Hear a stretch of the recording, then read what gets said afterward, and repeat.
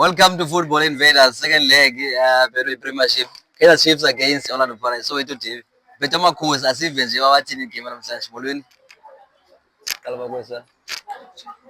Molweni tata, siyabulela ithuba silifumanayo ukusikhokele ndingu-chairperson wase-Town Two Branch apha eKhayelitsha. Okay, first leg being 3-0 uthini namhlanje ibona njani game namhlanje? Mkhulwa wam, honestly i-derby always i-derby. I-derby ayo game apha oyijonga nge-performance. I-game ene-surprises kakhulu. Anything iyenzeka, most of the time i-derby iluzwa to i-planning kacoach amaxesha amaninzi, but yona you can't judge it nge-performance and the previous results. Anything kwi-derby iyenzeka. Okay. So bengenodonate 3 points here for Mabhakani no ke league ngathi ngayiwina if angayifumana le game. Anobanika 3 points badonate. Hayi mkhuluwa, ulethu uthetha kuyo indoda iyazidodela.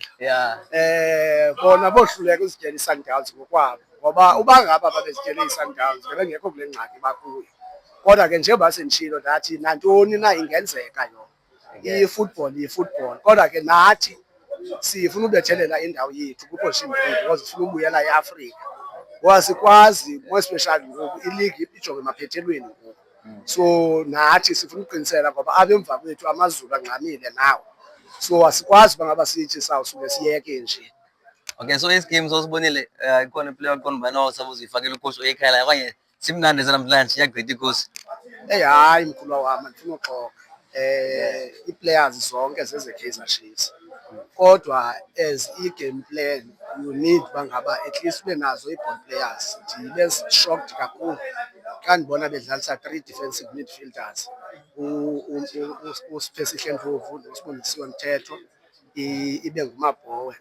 Indothusile kakhulu loo nto ngoba beni-expect uba noko uTshabalala kwi-games ezidlulileyo uperforme kakuhle. Then namhlanje bambeka ngaphandle, so we go there without number 10. That is injongo kacoach. Andazi ke noba kukudefenda, and also uSilva was doing well la front. Then andisazi isizathu soba babe babuyisela uModi bathathe uDuba. uDuba ibedlala right kula wing, then essentially ibe right la team yabo, because ucoach Pitso once said you can't fix it while it's not broken.